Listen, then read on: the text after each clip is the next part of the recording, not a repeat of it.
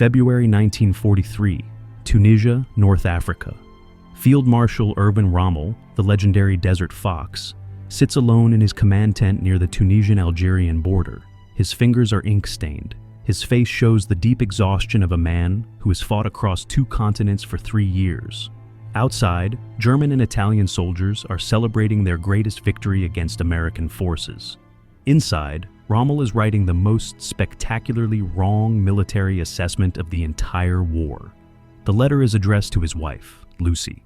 It's intimate, detailed, and brutally honest. Rommel describes the Americans as fundamentally unprepared for modern warfare. He writes that their soldiers are soft, products of a comfortable society that has never known real hardship. Their officers make elementary mistakes that would end careers in the Wehrmacht. Their equipment sits abandoned across miles of desert battlefield. But this isn't just a husband venting to his wife. This is one of history's greatest military minds making a calculated strategic assessment that will be shared with Berlin, with the German High Command, and with every senior officer in the Afrika Korps. The assessment concludes with a chilling prediction. If Germany strikes again within weeks, they can destroy American military credibility before it ever develops. They can push an entire American army into the Mediterranean Sea and force the United States to reconsider its entire European strategy.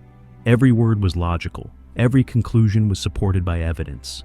Every prediction was based on observed performance. And within 3 weeks, every single assumption would be shattered by a transformation so rapid, so complete, that German generals would spend the rest of their lives trying to understand what happened. This is the story of the fastest military turnaround in modern history. This is the story of how 21 days changed the course of the Second World War. This is the story of why Rommel warned his fellow generals about George S. Patton, and why they learned too late that he was absolutely right. To understand the magnitude of what happened at Kasserine Pass, you need to understand what America brought to North Africa in late 1942. Operation Torch, the Allied invasion of French North Africa on November 8, 1942, was America's first major offensive action in the European theater. It was an ambitious amphibious operation involving over 100,000 troops landing simultaneously at multiple points across Morocco and Algeria. American military power projected across an ocean with unprecedented scale. But there's a massive difference between conducting an unopposed amphibious landing against confused Vichy French forces and fighting the battle-hardened veterans of the Afrika Korps. The men of the American II Corps who landed in North Africa were volunteers and draftees from every corner of the United States. Farm boys from Iowa, factory workers from Detroit, college students from California. They had trained in the States, learning infantry tactics and tank maneuvers on bases in Texas and Louisiana. They had enthusiasm, they had confidence, they had excellent equipment. What they didn't have was experience fighting an enemy that had perfected mobile warfare across 3 years of continuous combat. The German forces they were about to face had annihilated French armies in 1940, conquered Yugoslavia in 11 days, and driven across 1,000 miles of Soviet territory in 1941. The Afrika Korps specifically had fought across Libya and Egypt for 2 years, adapting to desert warfare, perfecting combined arms tactics, and developing an almost supernatural ability to concentrate overwhelming force at unexpected points. It was like sending a high school football team to play in the Super Bowl. The Americans didn't know they were outclassed. They were about to find out in the most brutal way possible. February 14, 1943. The Kasserine Pass, a narrow gap.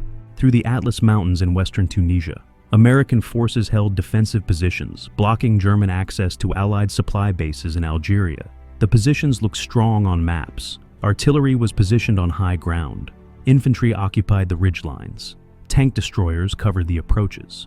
But Major General Lloyd Fredendall, commanding II Corps, had made catastrophic decisions that would haunt American military reputation for months. Fredendall had established his headquarters in a deep canyon 70 miles behind the front lines.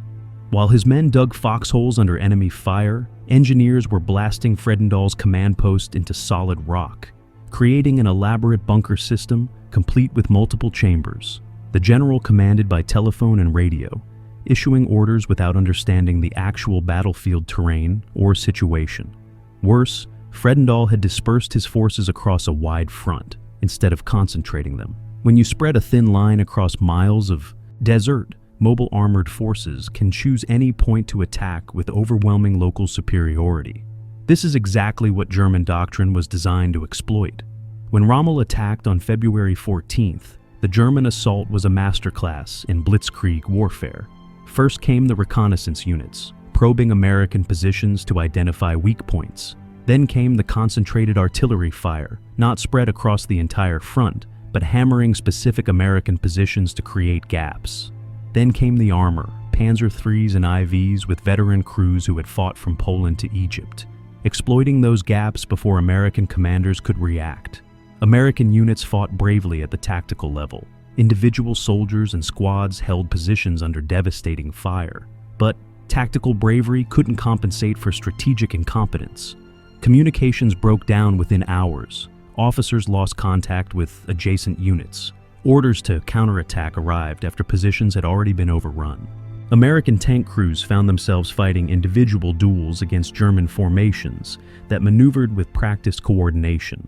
By February 15th, American positions were collapsing. Entire companies retreated without orders as gaps opened in the defensive line. The retreat became a rout as soldiers abandoned equipment and fled toward Algeria. The numbers tell the story of catastrophe. Over 6,000 American casualties in 6 days, killed, wounded, captured. The 168th Infantry Regiment of the 34th Infantry Division was nearly destroyed. Over 200 tanks, artillery pieces, and vehicles captured or abandoned. German forces advanced 40 miles, capturing 2 major passes and threatening Allied supply lines. For the young Americans who survived Kasserine, the defeat was more than tactical. It was existential. These were men who had grown up hearing stories about American victory in World War I. They had been told they were joining the greatest military force ever assembled. They believed in American invincibility with the unquestioning faith of people who had never experienced defeat. Kasserine shattered that faith like a hammer through glass.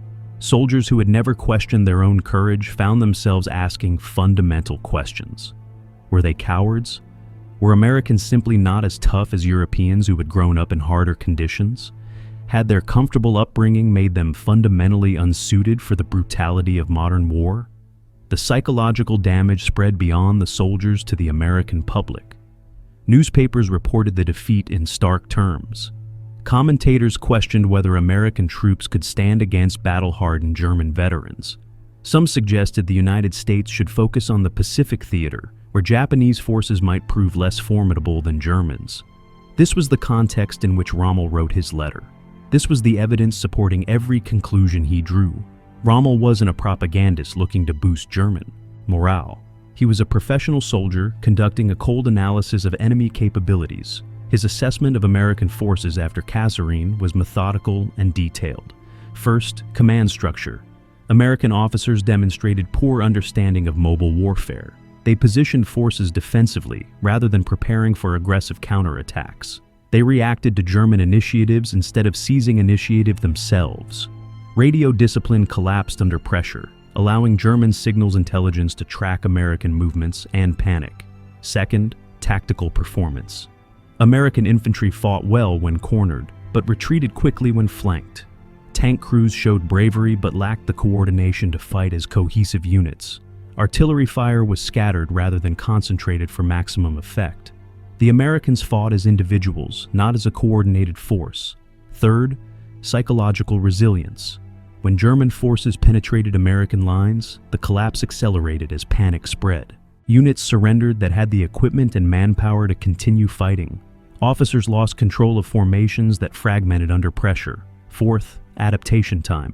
Based on German experience against every other opponent, French, British, Soviet, it took armies at least 6 months to identify systemic problems and implement solutions. Usually, it took a year or more to develop new doctrine, train officers, and rebuild unit confidence. Rommel calculated that if Germany launched another offensive within weeks, before Americans could process lessons and implement changes, the results would be similar to Kasserine: another 6,000 casualties, another collapse, another retreat toward Algeria. After 2 defeats in 2 months, American political will might crack. public opinion might force Roosevelt to reconsider the Germany First strategy. At minimum, American forces would be sidelined for months while British forces carried the Mediterranean campaign alone. Rommel sent his assessment to Oberkommando der Wehrmacht, the German High Command in Berlin. The recommendation was clear and urgent: exploit American weakness immediately. Launch a follow-up offensive in March 1943. Target the same American forces while they're still demoralized and disorganized. Achieve another decisive victory that forces Americans to withdraw from Tunisia entirely. This would free Axis forces to concentrate against British 8th Army, potentially stabilizing the North African theater for months. The assessment included specific tactical guidance. Attack where Americans were weakest, their coordination and command structure, not their individual courage or equipment quality. Use mobile warfare to force Americans into fluid situations where their inexperience would be decisive. Avoid frontal assaults against prepared positions where American firepower could compensate for tactical deficiency. Berlin agreed. Planning began for Operation Frühlingswind, Spring Wind, targeting American positions near El Guettar in central Tunisia. The attack would launch in late March, giving German forces time to reposition and resupply after Kasserine, but not giving Americans time to fundamentally transform their capabilities. Every assumption was reasonable. Every timeline was logical. Every prediction was based on how every other army in history had responded to similar defeats. But history was about to encounter an American general who specialized in doing the impossible. George Smith Patton Jr. arrived at II Corps headquarters in Algeria like a force of nature wrapped in a tailored uniform. The motorcade announced him before he was visible, sirens blaring, armored cars flanking his personal vehicle, motorcycle outriders clearing the road. This wasn't military transportation. This was psychological warfare aimed at his own troops. Patton emerged wearing his trademark uniform, perfectly tailored jacket, riding breeches, cavalry boots polished to mirror shine, and the famous ivory-handled revolvers on his hips.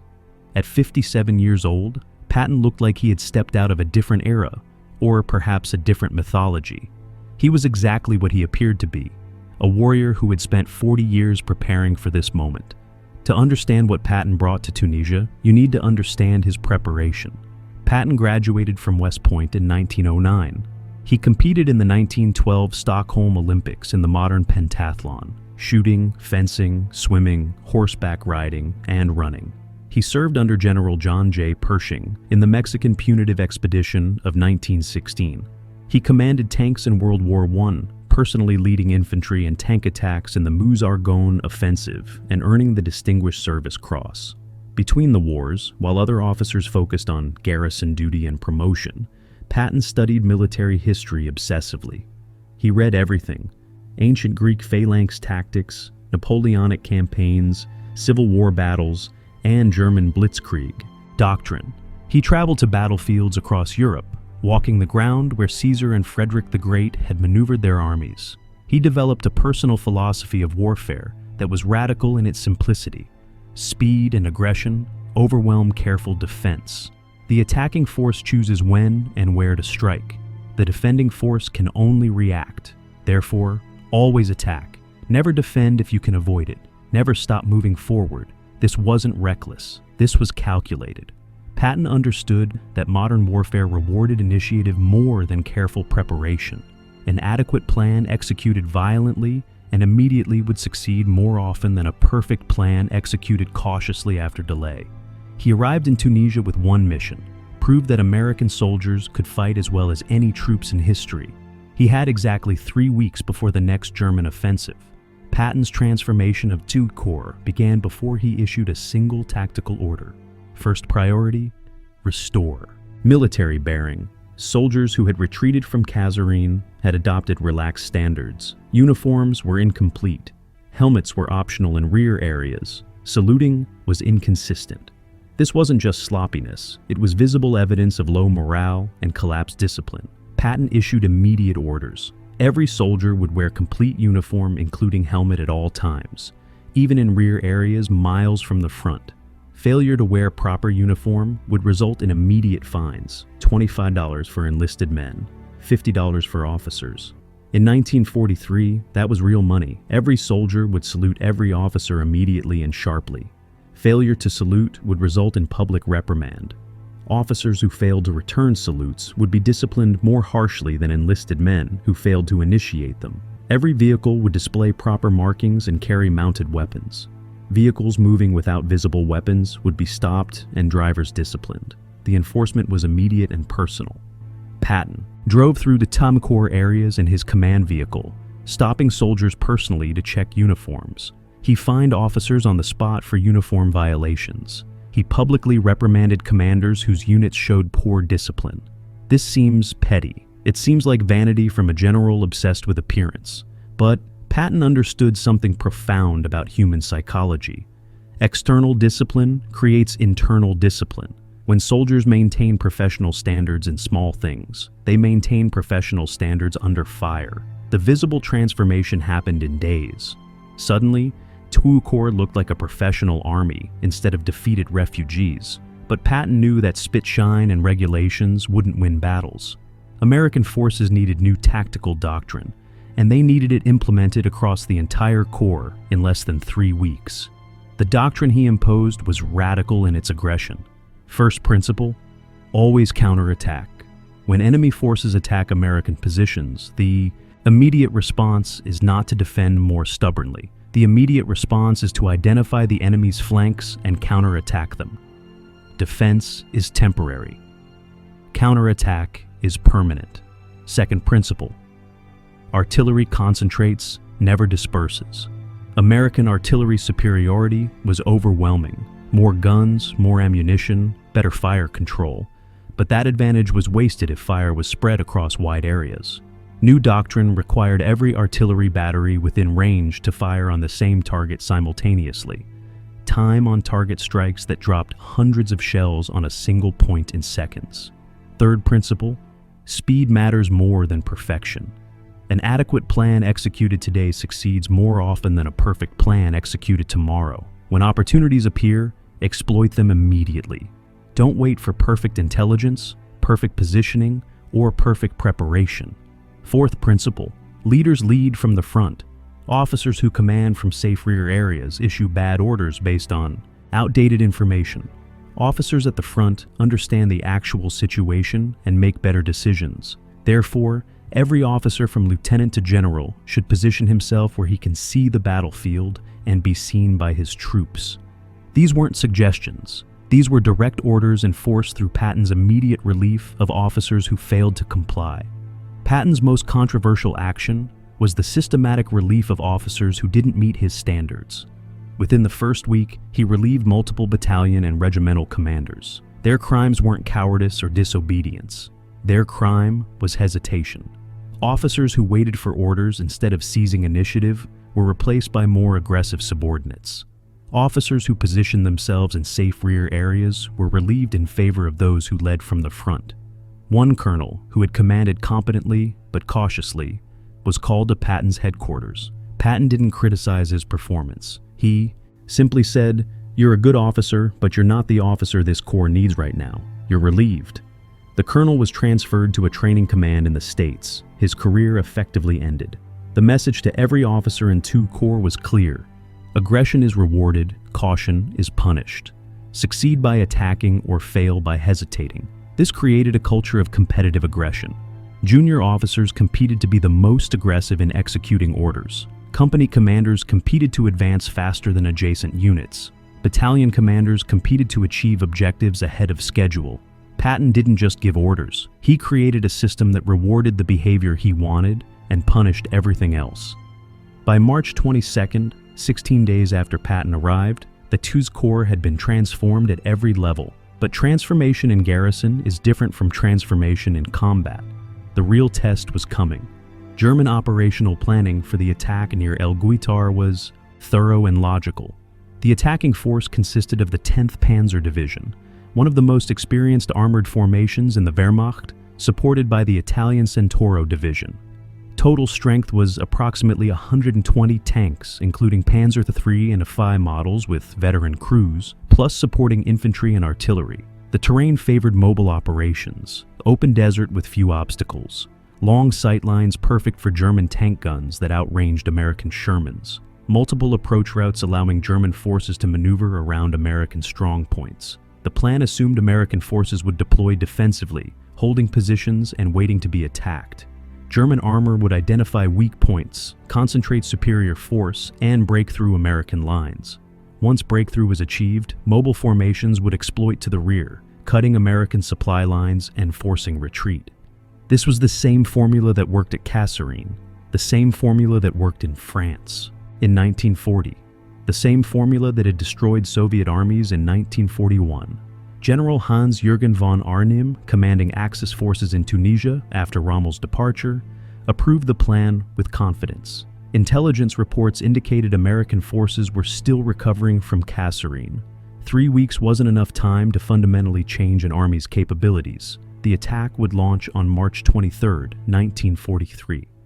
0600 hours. First light breaks over the Tunisian desert. Lead elements of the 10th Panzer Division advanced toward American positions held by the 1st Infantry Division, the Big Red One, and elements of the 1st Armored Division. Visibility is excellent, temperature is cool, perfect for mechanical reliability. German tank commanders scan the horizon through their optics, looking for American positions. Then the world explodes. American artillery opens fire with a precision and violence that shocks German crews. This isn't scattered defensive fire. This isn't ranging shots, seeking targets. This is time-on-target fire, multiple artillery battalions launching shells simultaneously, so they all impact the same area at the same instant. The effect is devastating. Shells blanket German assembly areas before tanks are even in attack formation. Radio operators hear urgent calls for medical evacuation. The advance staggers before it properly begins. But the 10th Panzer Division is experienced. They've faced artillery before. Commanders order tanks to disperse and continue advancing. They'll push through the fire and close with American positions where artillery can't target them without hitting friendly forces. American tank destroyers open fire.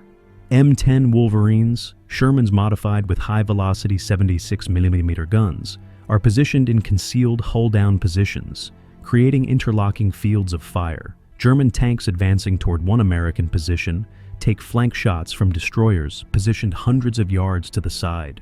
The Americans aren't defending. From obvious positions, they've created a kill zone where German armor is vulnerable from multiple directions, regardless of which way they face. By 0900 hours, the 10th Panzer Division has advanced approximately 2,000 yards into American positions. This is normal progress for an offensive. But something is fundamentally different from Kasserine. The Americans aren't retreating in panic. They're conducting fighting withdrawals to prepared secondary positions. Infantry holds positions until German tanks close to dangerous range, then withdraws in good order to new fighting positions several hundred yards behind the first line. Each withdrawal is covered by artillery and armor. Each new position has prepared fields of fire. The Germans are advancing, but they're paying in blood for every yard. German radio intercepts pick up American communications. The tone is calm and professional. Officers give clear tactical orders. Artillery forward observers request fire missions with precise coordinates. Infantry reports enemy positions without panic. This isn't the disorganized chaos of Kasserine Pass. This is a professional military force conducting coordinated defensive operations. By noon, German forces have advanced 3,000 yards total, barely a mile. Casualties are mounting. Tank losses are significant. The Italian Centauro Division on the right flank reports being pinned down by accurate American artillery fire.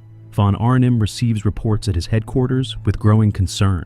This isn't matching intelligence predictions. The Americans are fighting with coordination and aggression that suggests fundamental transformation, not incremental improvement. For the soldiers of the 1st Infantry Division holding positions at El Guettar, this battle was personal. These were the same units that had fought at Kasserine. These were men who had retreated in disorder, who had questioned their own courage, who had wondered if Americans could match German veterans. Now they had their answer. Private First Class John Downing, a machine gunner from Ohio, later described the difference.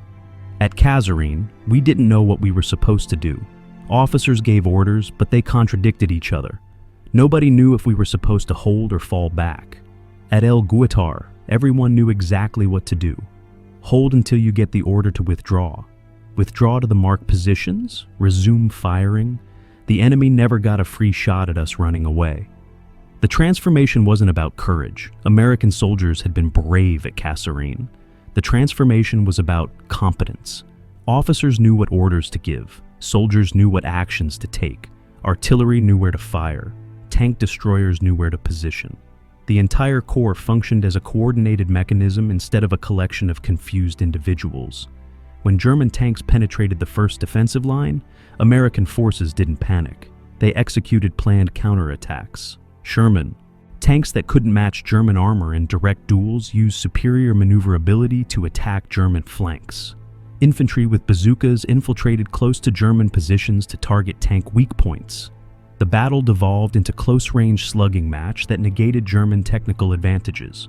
By the morning of March 24th, von Arnim made the decision that Rommel would have understood immediately. The attack was failing. German casualties were unsustainable. American positions were too strong. The breakthrough that worked at Kasserine wasn't happening at Guettar.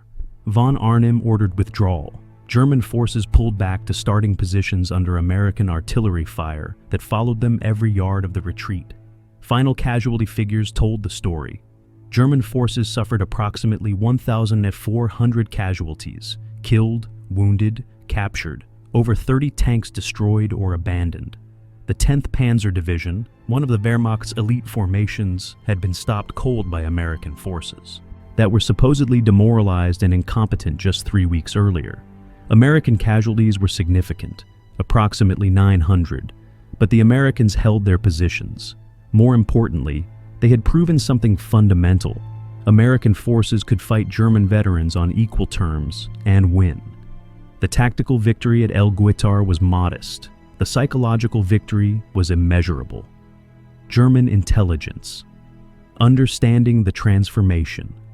After Guettar, German intelligence worked systematically to understand what had changed. They interrogated captured American soldiers. They analyzed documents recovered from the battlefield. They studied tactical reports from German commanders who fought at both Kasserine and Guettar. The conclusion was uncomfortable. The Americans had identified their weaknesses and corrected them in less than 3 weeks. The transformation had 3 components. First, leadership. American forces had replaced hesitant officers with aggressive commanders who understood modern mobile warfare. The officer corps at Guettar was fundamentally different from the officer corps at Kasserine, not because different people wore the uniforms, but because the standards for leadership had changed dramatically. Second, doctrine. American forces had adopted tactics specifically designed to counter German advantages. Artillery concentration negated German tactical mobility. Immediate counterattacks disrupted German operational momentum. Coordinated combined arms operations prevented German forces from isolating and destroying individual American units. Third, psychology. American soldiers at Guettar believed they could win.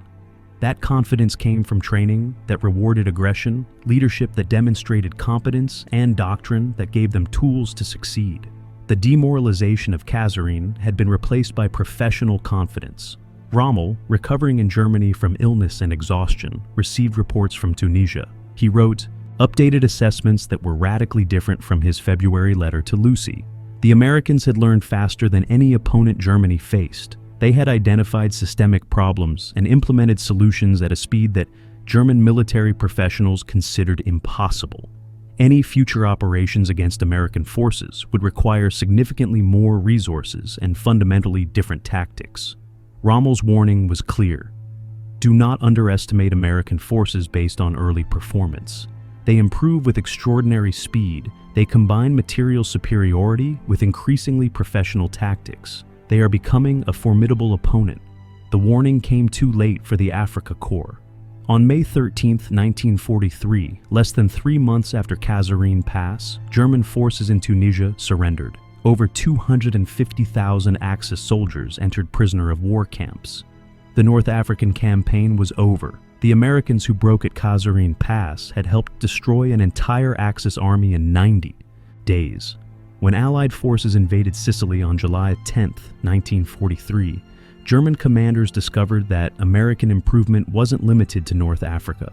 Patton's 7th Army landed on Sicily's southern coast and immediately began an aggressive advance northward. While British forces under Montgomery fought methodical battles in eastern Sicily, Patton's Americans raced up the western coast with speed that shocked German defenders.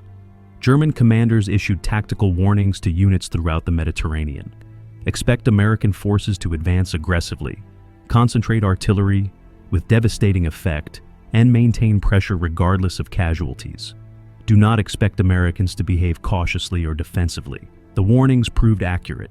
Patton's forces reached Messina on August 17, 1943, beating Montgomery's British 8th Army in a race that demonstrated American operational capability had reached world-class standards.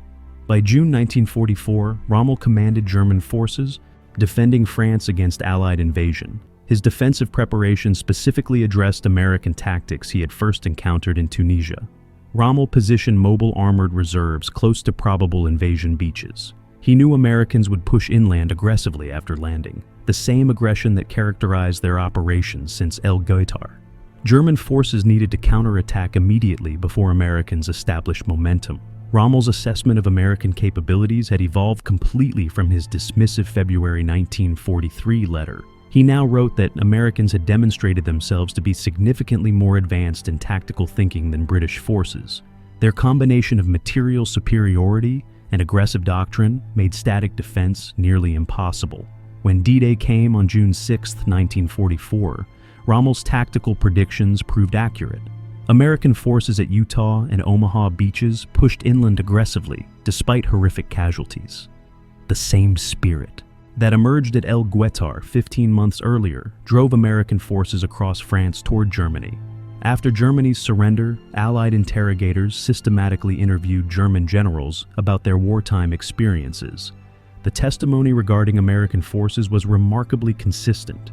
General Hans von Manteuffel, who commanded panzer forces against American armies from 1944 to 1945, stated, "The Americans learned faster than any army we faced. They identified weaknesses and corrected them within weeks rather than months or years. This ability to adapt rapidly was perhaps their greatest advantage." Field Marshal Albert Kasserine testified, "American artillery coordination was the most effective I encountered in 6 years of warfare.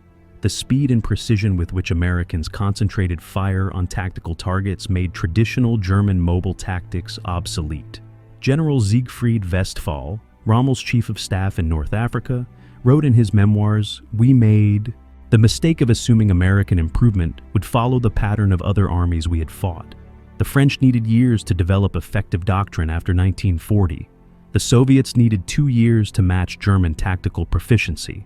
The Americans needed 3 weeks. We never adjusted our timeline quickly enough." Let's look at the cold mathematics of transformation. February 14, 1943, Kasserine Pass. 6,000 American casualties. Complete defensive collapse. 40-mile retreat. March 23 to 24, 1943, Guettar. 900 American casualties. Successful defense. German forces withdrawn. That's a 37-day timeline from humiliation to victory against the same enemy using similar tactics on similar terrain.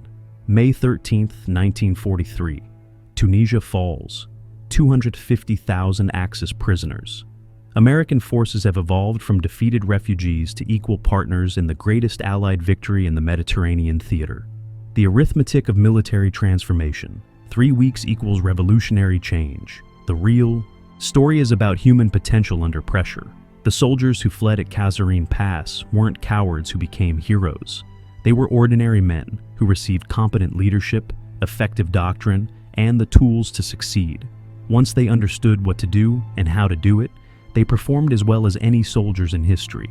The officers who failed at Kasserine weren't incompetents who became geniuses. They were professionals learning the most complex skill in human civilization, command in combat, who received clear standards, immediate feedback, and ruthless accountability. Once they understood what success looked like, they delivered results. The American military system that failed in February 1943 wasn't fundamentally broken. It was designed for a different kind of warfare, static defense, and methodical advance. Once it adapted to modern mobile warfare through Patton's doctrine revolution, it became devastatingly effective. Rommel's mistake wasn't underestimating American courage. He correctly observed that American soldiers fought bravely when cornered. His mistake was underestimating American adaptability.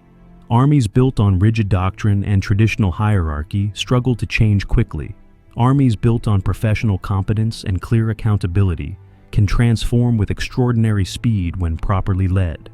The 21 days between Patton's arrival on March 6th and the Battle of El Guettar on March 23rd proved that leadership matters more than experience, doctrine matters more than equipment, and aggressive mindset matters more than technical superiority.